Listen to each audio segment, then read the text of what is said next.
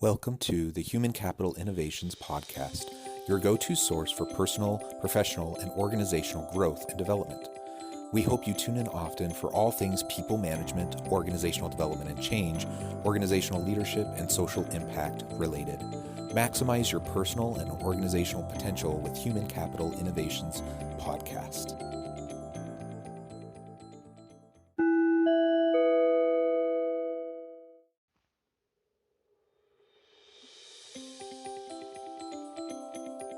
Welcome to the Human Capital Innovations Podcast. In this HBR Minute HCI podcast episode, I explore the recent HBR video, China's New Innovation Advantage.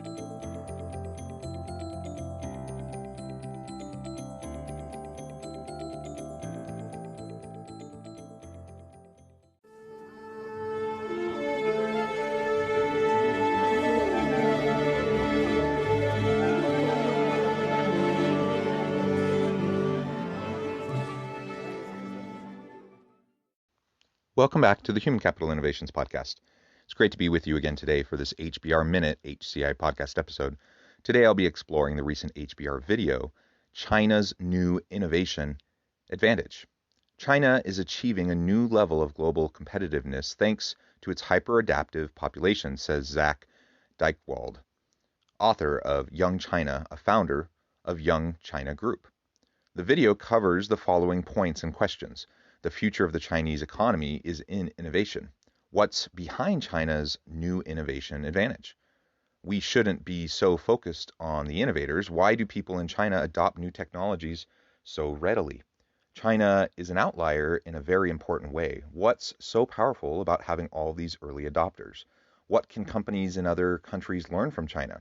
To understand what's powering the global rise of Chinese companies, we need to recognize that China now has at its disposal a resource that no other country has. That is a vast population that has lived through unprecedented amounts of change and consequently has developed an astonishing propensity for adopting and adapting to innovations at a speed and scale that is unmatched elsewhere on Earth.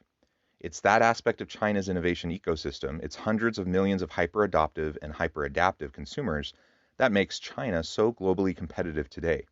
In the end, innovations must be judged by people's willingness to use them. And on that front, China has no peer.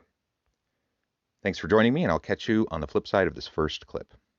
The future of the Chinese economy lies in innovation, and everybody knows it. And the question that I often get asked is, well, can China innovate? I've spent most of my adult life in China. We may be asking entirely the wrong question. It's less China's ability to innovate. It's less the sort of heroes of innovation, the people at the heads of industry, and far more about the average person that ultimately is going to create China's innovation advantage in the fast evolving innovation Cold War. Typically, when we think of China and innovation together, well, typically we don't. And that's for good reason. For much of the last 40 years, China was not known as an innovator, it was known as a copycat, which is true. And by the way, everyone in China will happily own up to this. Over the last 10 years, that's started to shift dramatically. And we're beginning to be peppered with headlines of these incredible new Chinese technologies and an increasingly robust ecosystem of technologists, product people, and just forward-thinking, quote-unquote, innovators. The problem is when we in the West evaluate the global innovation capabilities, we focus too much just on these heroes and less on the people who actually use these innovations.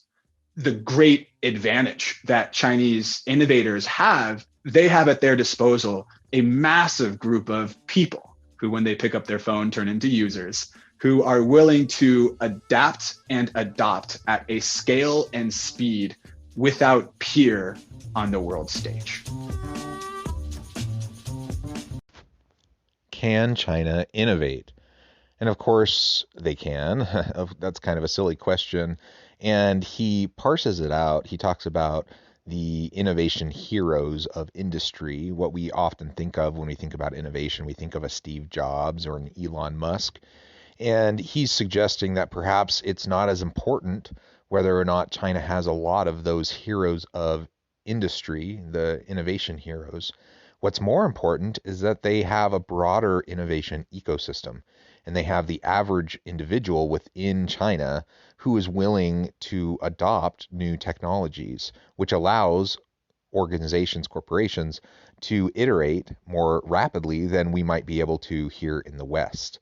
He lays out a bit of the history of the Chinese development over the last 50 years and how they've so rapidly grown and changed, and how that really influences this current dynamic for the average individual. So in the upcoming clips, he'll talk more about that, and we can explore that a little bit more together. The aha moment for me when looking at China's innovation ecosystem was really just looking at young people. And there was one day where I decided to quantify the amount of change that people had undergone in their lifetime.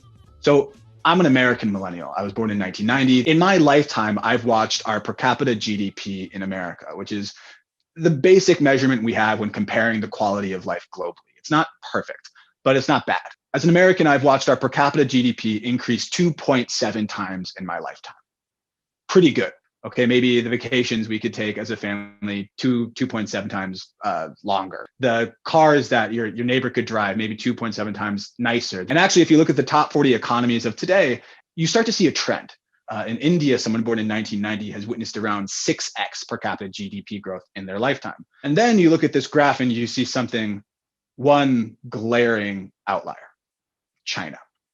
If you were born in 1990 in China, my friends born in 1990 in China have witnessed 32x per capita GDP growth in their lifetime. 32 times GDP growth over the last 30 years in China. They are the global outlier. So while we've seen economic growth across the globe, and while the US has maintained a pretty steady clip and good pace of economic growth and GDP growth, and which has increased the standard of living. Imagine being someone who is a millennial born in China back in 1990, who in their lifetime has seen the economy grow by 32 times, not 32%, 32 times. That's insane.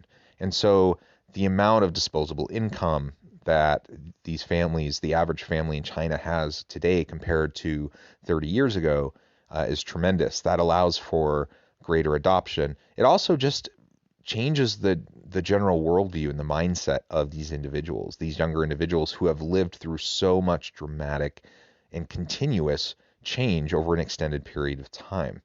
I'm not sure of any other place in the world that has seen faster, more consistent, steady, rapid growth than China has over the last several decades.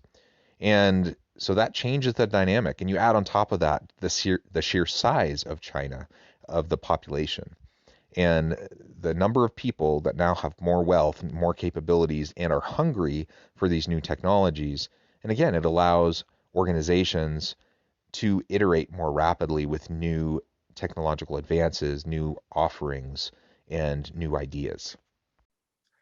Many people I interviewed over this last decade have watched their village turn into a town, turn into a city. But too often we just fixate on skylines instead of people. And the change that these young people have gone through in the last 30 years is not only incredible globally, but has absolutely fundamentally shaped who they are and how they see the world. The sort of mantra for the population has been adapt, adapt, adapt. And so for technology, that's translated into adopt, adopt, adopt. It's more fertile soil for these innovations to really take root and then blossom into something far more substantial, far larger, and again, impactful than we have really anywhere else in the world. Adopt, adopt, adopt. Can you imagine living in a place where you've seen it grow from a small rural village to a large town to a huge urban center over the space of just a few decades? That is truly insane. I don't think many people in the West can really grasp that. If you haven't been to China to see that kind of growth, it's hard to really even comprehend it. Now, I have been to China a number of times for work, and I've seen some of this growth myself, though I can't say it goes back 30 years. But going back a decade, I've been to some, not rural, but some of the smaller big cities in China. And we know that China has more mega cities than any other country in the world. But imagine going to a small, quote unquote, small town in China that is just a couple million people 10 years ago. And then a decade later, they have 10 plus million people. That amount of population growth. And when there's this one particular city that I toured some of the upcoming development that was happening on the outskirts of the city as they were preparing for this kind of dramatic population growth in the city.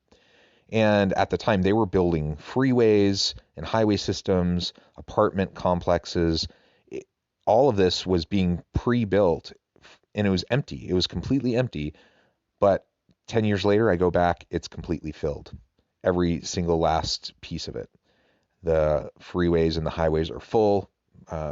Traffic is crazy. The apartment complexes are full. Again, can you imagine being in a small rural Chinese village and then over the course of 3 decades seeing that grow into a town and then into a megacity? That's essentially what so many people have seen. And I mean, hundreds of millions of people have seen that over the course of the last 30 years.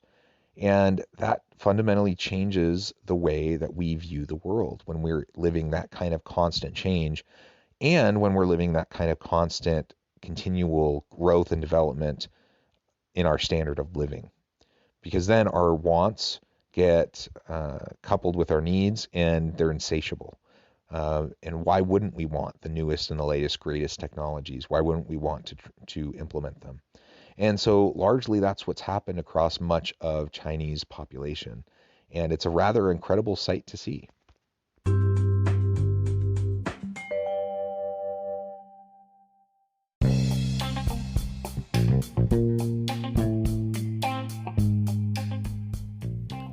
I'm excited to announce the publication of my new book from HCI Press, The Alchemy of Truly Remarkable Leadership: Ordinary, Everyday Actions that Produce Extraordinary Results.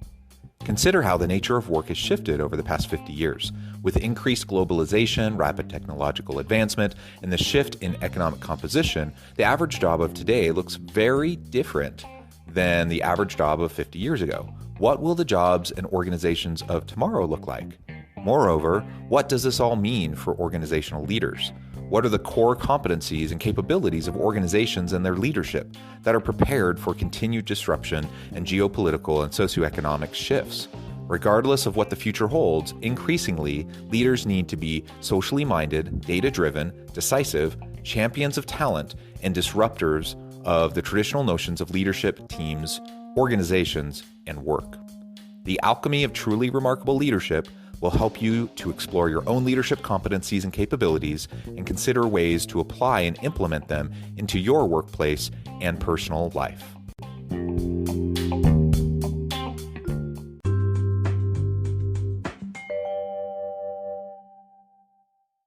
You could have the best innovation in the world. You could be the greatest thinker in the world. You could have the sweetest black turtleneck in the world. But if no one is going to be using your innovation, then you're not going to change the way that our world spins. Well, in 2014, Apple Pay came out. Apple launched Apple Pay. Much fanfare, incredible. In that exact same year, WeChat Pay came out pretty much at the exact same time. The tech was similar. The usage and the ways that people use these things was quite similar. Now, about a year ago, Apple recently announced that they had about 24% Apple Pay penetration amongst iPhone users in the United States. Came out with much fanfare. They were very happy that they were starting to get that level of penetration. Even though it came out the exact same year, you had 84% penetration for WeChat Pay. Pretty much everyone and their mothers was willing to pick up their phone, scan a QR code, and use it. So for Western organizations, typically what happen is you have a product release and that's it. You sort of climbed a hill, you plant your flag, and that's it. In China, you have this willingness and capability to iterate at speed that you don't really have anywhere else in the world.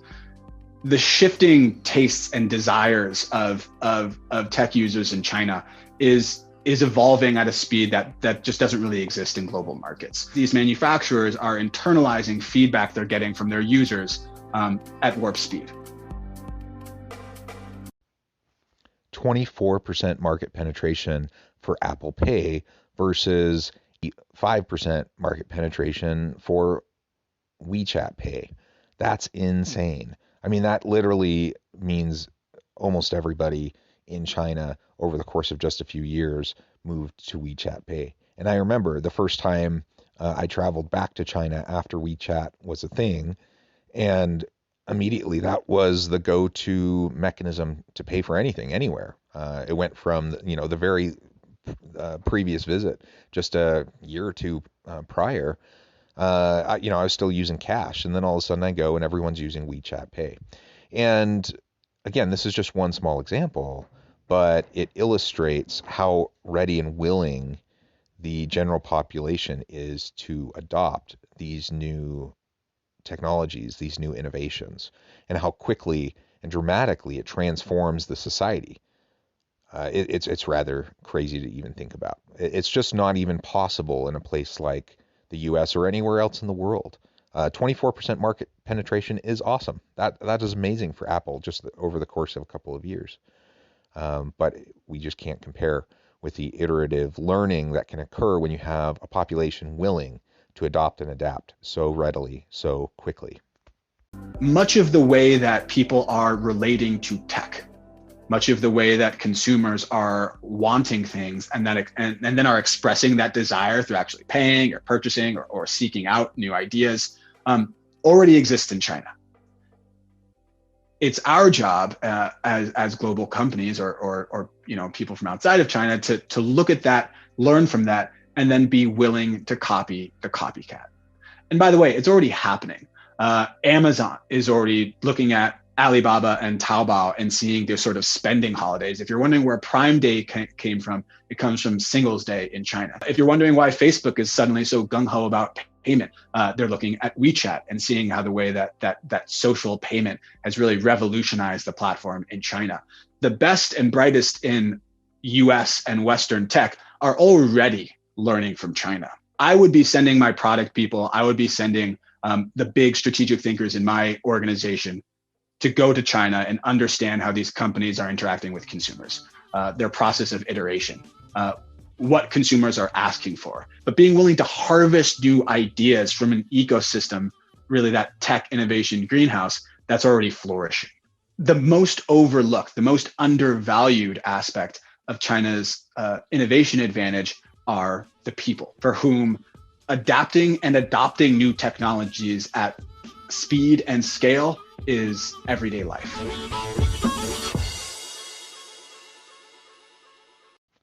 Are we willing to copy the copycat? China grew for decades. It grew its economy and its manufacturing infrastructure around copying the technologies and reproducing what already existed in other parts of the world. But that has changed, and now in recent decades, they have become the innovators. And while they used to copy us, are we willing to go and copy them? Are we willing to go and look at how they get continuous feedback loops so they can iterate quickly with the new products and services and features that they provide to the consumers? Because China has a willing and able, huge population to be able to try out these new things on. And so the pace of change can far outstrip anything that we can see here, unless we can learn to adopt some of their approaches and how they roll out new technological innovations. I think China is a really great opportunity for us here in the West, and of course for other parts of the world as well. As he says in that last part of the clip, that we need to be going there and figuring out what they're doing. The best tech companies are already doing that.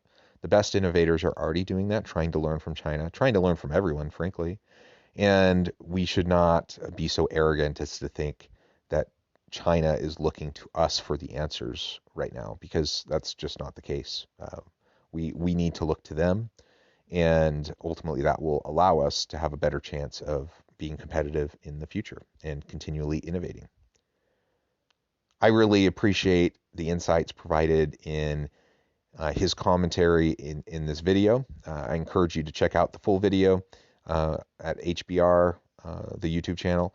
And I hope that this has been a good opportunity for you to maybe learn about something new that you hadn't thought much about previously. I think there are lots of implications for how we can apply this in our workplace and as we try to innovate and create and provide value in the marketplace. As always, thank you for joining me for this episode of the Human Capital Innovations Podcast. I hope you stay healthy and safe, that you can find meaning and purpose at work each and every day, and I hope you have a great week.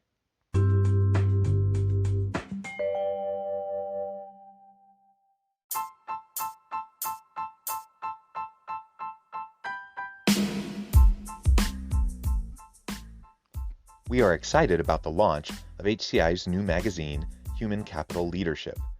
Human Capital Leadership is a free, interactive e-magazine designed to help individuals, leaders, and organizations find innovative approaches to maximize their human capital potential. We will be publishing issues quarterly in August, November, February, and May. Check out the first issue and let us know what you think.